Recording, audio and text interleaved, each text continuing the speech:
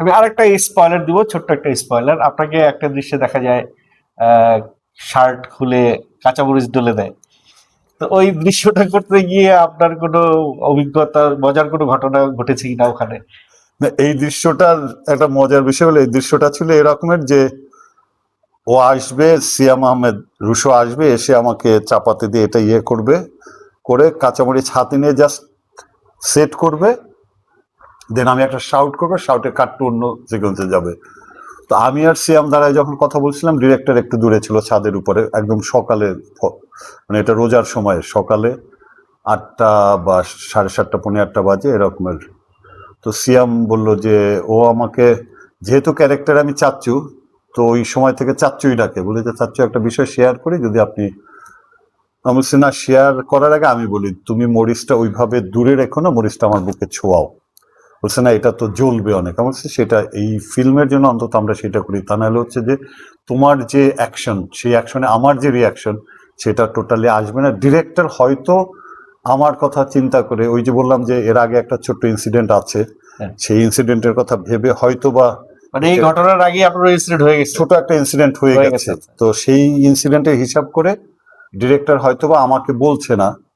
তো আমি চাই যে তুমি টোটাল মরিচটা আমার বুকে একদম মাখামাখি করে দাও, তাহলে হয়তো বা তোমার অ্যাকশন এবং আমার রিয়াকশনটা মিলে টোটাল জায়গাটা অনেক মজার হবে। পরে হচ্ছে সিয়াম ডিরেক্টরের সাথে শেয়ার করে বলছে না এরকম, বলছে না অসুবিধা নাই, করো, আমরা এটা নিয়ে। পরে অবশ্য এটা জ্বলছে অনেক পরে, ধোয়া টোয়ার পরে এক ধরনের একটা হয়, কিন্তু আমি এবং সিয়াম মানে অ্যাজ এ কো আর্টিস্ট আমরা এনজয় করেছি। আর ওই জিনিসটা যদি না হইতো তাহলে হয়তো কি যে বিষয়টা, না আমার কাছে অ্যাজ এ আর্টিস্ট হইতো না কোনোভাবেই না। এটা তুমি কেন, যে কোনো দর্শক দেখলে মনে করতো যে এটা একটা। আর মজার একটা বিষয়, এই সিকোয়েন্সটা আসলে এইভাবে ছিল না। ওই যে বললাম যে আমার ডিরেক্টর যেটা হচ্ছে যে পালসটা বোঝে, এটা এমন না যে আমি তার সাথে একটা কাজ করেছি এই জন্য না। এই সিকোয়েন্সটা মূলত ছিল হচ্ছে যে আমাকে ঝুলিয়ে মারবে, ঝুলিয়ে তারপর হচ্ছে যে এরকমের করবে, দেন মরিচ টরিচ মাখাবে। কিন্তু সামহাও আমি হচ্ছে যে ডিরেক্টরের সাথে একটা বিষয় শেয়ার করি যে আমার বাইপাস করা, ওই জায়গা থেকে সে টোটাল প্ল্যান চেঞ্জ করে ফেলেছে। তো ওই প্ল্যানটা চেঞ্জ করেছে মাঝখানে একটা ছোট্ট ইনসিডেন্ট, তারপরে যদি মরিচটা আমার বুকে না লাগাতো তাহলে মনে হতো যে টোটাল জিনিসটা কেমন একটা নেচার টাইপের একটা বিষয় হয়ে যেত। আপনি তো আরেকটা লাইফ রিস্ক নিয়ে অ্যাক্টিং করছেন, আর আপনার বাইপাস করেছেন রিসেন্টলি। সেই রিসেন্টলি না, অনেকদিন, 1 বছর হয়নি তো? না হয়ে গেছে। আমার চোখেও একটা প্রবলেম আছে, যে আমার চোখের প্রবলেমের কারণে হচ্ছে আমি নিচু, আমি চোখের প্রবলেমটা আসবে, এটা একটা অনেক বড় সিগনিফিকেন্ট একটা ঘটনা। এই ঘটনা না শেয়ার করলেন আপনাদের সঙ্গে, ওই পার্টটা আমি আসবো। তো আপনি এই যে অ্যাক্টিং এর জন্য কেন এতটা ডেডিকেশন দিচ্ছেন এই সময়ে এসে? আমি স্ট্রেট ফরওয়ার্ড বলছি, কারণ আপনার প্রফেশন ছিল ডিরেকশন, এখন আপনি অ্যাক্টিং করছেন, কিন্তু অ্যাক্টিং এ এসে এতটা ডেডিকেশন কেন দিচ্ছেন? না, ডেডিকেশনের জায়গা আমি যেটা বিলিভ করি যে আমি একটা সময় আমার লাইফের শুরু হচ্ছে থিয়েটার দিয়ে, ঠিক আছে? তো থিয়েটারে তারপরে আমি দীর্ঘদিন এক্সটেন্সি করেছি, ডিরেকশন দিয়েছি, টুকটাক মাঝে মধ্যে অ্যাক্টিং করতাম। অ্যাক্টিং এ আমি তত্ত্বগত যেটা শিখেছি সেটা বাদেও আমি চাই যে প্রত্যেকটা জিনিস মেক বিলিভটা ক্লিয়ার হোক, জিনিসটা যাতে অ্যাজ ইউজুয়াল না হয়, যে ধরি মাছ নাচুই পানি এইভাবে না হয়, জিনিসটা যাতে বিশ্বাসযোগ্য হয় মানুষের। অ্যাক্টিং তো এইটাই, অ্যাকশন রিয়াকশন, তুমি অ্যাক্ট করবো আমি রিয়াক্ট করবো। এখন সেইখানে যদি ফাঁক থাকে, তো সেই ফাঁকটা তো আমাদের দর্শক কিন্তু এই সময় তোমার আমার চেয়ে অনেক বেশি, আমি বলবো যে অনেক বেশি বোদ্ধা, তারা অনেক আমাদের চেয়ে অনেক বেশি দেখে, অনেক বেশি বোঝে, অনেক বেশি জানে। তো ওই ফাঁকটা আমি চাই না যে ওই ফাঁকটা থাকুক, ওইটুকুই আমার ডেডিকেশন। এটা ডেডিকেশনের যে জীবন ঝুঁকি দিয়ে, হ্যাঁ এই সিনেমা করতে গিয়ে আমার জীবনের ঘটেছে, দ্যাটস ইট। ওইটা আমি এখন আর মাথায় নিতে চাই না এই কারণে যে আমার ডিরেক্টর, আমার ফুল টিম যা চেয়েছে, রাক্ষস সেই রিয়াকশনটা পাচ্ছে দর্শকের কাছে। দর্শক, এই ভিডিওতে অ্যাক্টিং এর কিছু টিপস থাকবে, যেহেতু ওনাকে পেয়েছি আজকে। ভিডিওর কোন একটা অংশে অ্যাক্টিং এর কিছু টিপস আপনাদেরকে দেখাবো, আপনারা ভিডিওটা সম্পূর্ণ না টেনে মনোযোগ দিয়ে দেখবেন। ভাই কথা বলছিলাম যে এতটা রিস্ক দিয়েছেন, আপনি চান এটা মেক বিলিভ করার জন্য। জি, আপনি কি মনে করেন যে আপনার হাইট, আপনার লুক নেগেটিভ ক্যারেক্টার করার জন্য অনেক প্লাস? হ্যাঁ, এইটা একটা ভিলেনের তো একটা আমরা অ্যাপিয়ার চিন্তা করি, ভিশন থাকে, ভিলেন নাম শুনলেই ভিশন থাকে যে বিশাল দেহি কিছু একটা হবে, তার কণ্ঠটা একটা দারাজ কণ্ঠ হবে, যে এই দুইটা জিনিসই আপনার ভিতরে আছে। কারণ সেটা গড গিফটেড, আসলে উপরওয়ালা যেহেতু এটা আমাকে দিয়েছে, তা আমি চাচ্ছি যে ওই যে তুমি যেটা বললে যে ডেডিকেশন, আমি চাচ্ছি যে এই জায়গাটা যেহেতু ইনবিল্ট আমার মধ্যে আছে, আমার হাইট আল্লাহর ইচ্ছে যতটুকু আল্লাহ দিয়েছে, আপনার হাইট কত? বা আমার 6 ফিট, 6 ফিট। তো ভোকাল সবকিছু মিলে আমি চাচ্ছি যে এইটার মিসইউজ না হোক, এইটার মিসইউজ না হওয়ার ফলে যে আমি ক্যারেক্টারটার মধ্যে একটু ডুবে থাকি। এখন ক্যারেক্টারটা ডুবে থাকতে হলে পাশে যারা থাকে তাদের সাপোর্ট দরকার, আর বড় সাপোর্ট দরকার হচ্ছে ডিরেক্টরের। ডিরেক্টর আসলে কি চাই সেই জায়গাটা যখন একজন অ্যাক্টর বুঝতে পারে যে আমার ডিরেক্টর এইটা চায়, এবং একজন অ্যাক্টর যখন ডিরেক্টরের সাথে সিঙ্ক হয়, রিলেট করতে পারে তার কথা, তখন সেখানে ভালো কিছু হবে। অ্যাক্টিং এর টিপস হচ্ছে এইটাই, আর কিছু না। না, আমি আরো আরো কিছু টিপস দেবো, এত আপনাদের ছাড়বো না আপনাকে। আমি এই আমরা টিপসটাই আসতেছি জানি সামনে। যে একজন অভিনেতা যদি একজন পরিচালককে মানে, বোঝে এবং তার সাথে যদি সম্পর্ক তৈরি করতে পারে অ্যাক্টিং এর ক্ষেত্রে অন দ্য স্ক্রিনে, তাহলে সেটার আউটপুট অবশ্যই আসবে। সেই ক্ষেত্রে আহ, মনে হয় না কেউ বাজে অ্যাক্টিং করবে, মানে বাজে অ্যাক্টিং আমি বলছিলাম যে তার পক্ষে বেস্টটা দেওয়ার এফোর্টটা থাকে আর কি। এই আমি একটু রাক্ষস থেকে বেরিয়ে আসি, একটা কোশ্চেন করতে চাই, সেটা হচ্ছে এই সময়ে আমাদের মনে হয়, আমার কাছে মনে হয় যে আমাদের দেশে হিরোর সংকট আছে।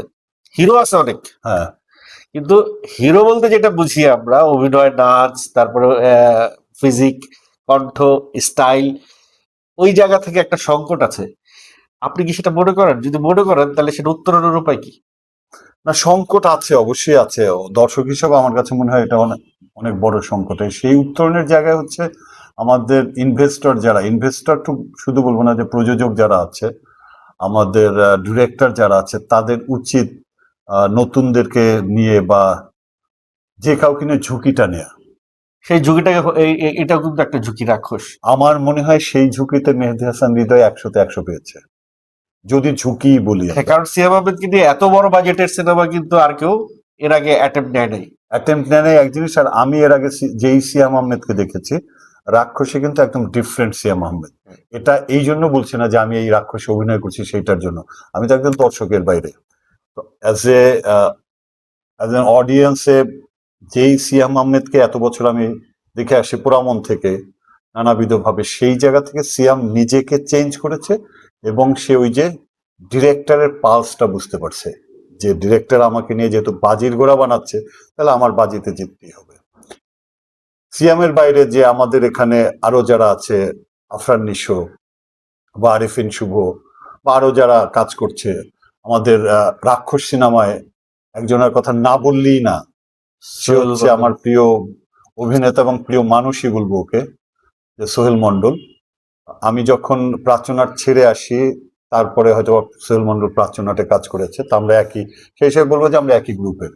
সোহেল মন্ডলের মধ্যে একটা দুরন্ত সম্ভাবনা আছে, সে ভালো অভিনয় করে এবং সে বোঝে, পালসটা বোঝে, টিউনটা বোঝে, টোনটা বোঝে। হয়তোবা কিছু কিছু জায়গায়, হয়তোবা কিছু জায়গা আসলে মানুষ যদি পিক না করতে পারে, সেটা তো অ্যাক্টরের আসলে দোষ না। আমি আমার কন্টেন্টে বলেছি এই সিনেমায় ভিলেনের অনেক ক্যারেক্টার গুলো আমাদের প্রাপ্তি। যেমন আপনি একজন, সোহেল মন্ডল একজন নেগেটিভ চরিত্রে, এই ক্যারেক্টার গুলো আমাদের সিনেমায় প্রাপ্তি, এবং এই ক্যারেক্টার গুলোকে আমরা আরো অনেক সিনেমায় দেখতে চাই।